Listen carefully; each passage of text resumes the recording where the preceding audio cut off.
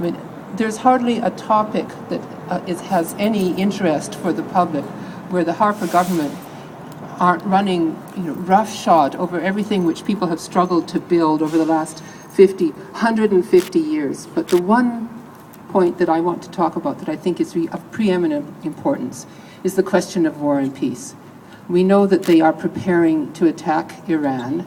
I won't say that it's a war with Iran because it's so one-sided. It's so obviously unnecessary. It's so obviously unjustified. It's so obvious that Iran could not possibly be of any danger to Canada.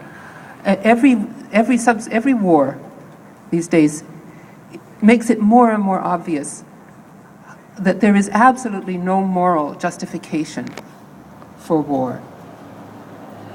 So the only justification you can have is one that to get people to close their minds and turn their backs on justification, to be irrational, not to think about it, not to think in terms of modern human decency or human rights.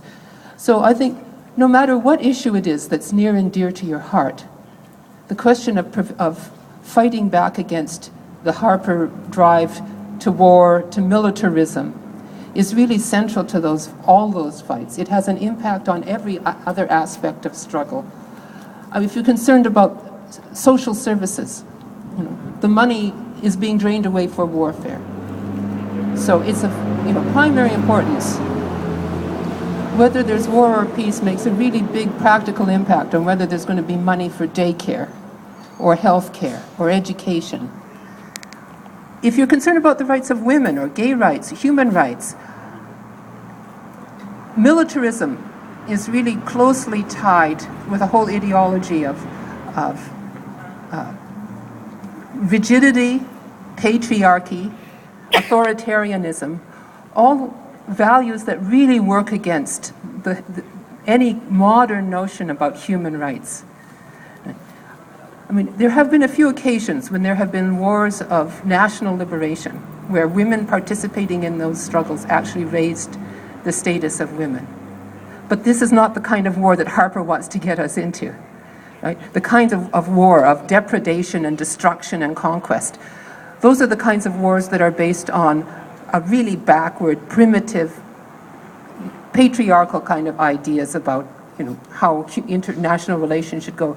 These really work directly against equal rights for women.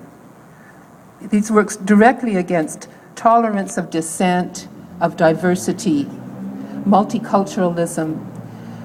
These wars can only be justified by a really vicious, schematicized, sort of primitive, simple-minded racism of demonizing whatever nationality or whatever ethnic group it is who are being targeted in the next war. Right now it's the Iranians, but we've had it in rapid succession with a lot of the Arab countries, Islamophobia.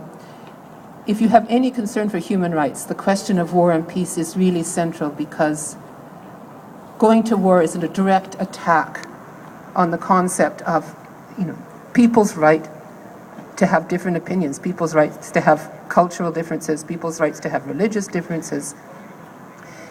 If your concern is the environment, war is one of the most dreadful attacks on the environment, and it also is used as a justification for backtracking from what few weak controls and protections we do have for the environment. I mean, what would be a better justification for putting pipelines anywhere, no matter what the environmental effect, for running roughshod over the rights of the Aboriginal people, for being totally unconcerned with safeguards or plans? What's a better excuse for that than war? I mean, we have to get those resources. We need them for the war effort. So if environment is your concern, war is your concern. And of course, there's things I think that everybody realizes that are really quite obvious. The whole concepts of free speech and dissent, are really affected by whether you consider that your country is at peace or at war. Even all kinds of other issues. If your concern is the attack on science, right, which is used by the Harper government to justify their totally irrational and destructive policies about their environment, or even their plans to build more and more prisons. war requires that kind of single-minded, simple-minded refusal to accept rationality, refusal to look critically at issues, acceptance of what the leaders say. So even if your concern is just to protect the role of science in the modern world, the question of war and peace is also at the center of your concern. So I urge everyone, be on guard, be alert, do what we can to turn the tide. There's still time to stop this, this terribly destructive and immoral war that they're planning in Iran.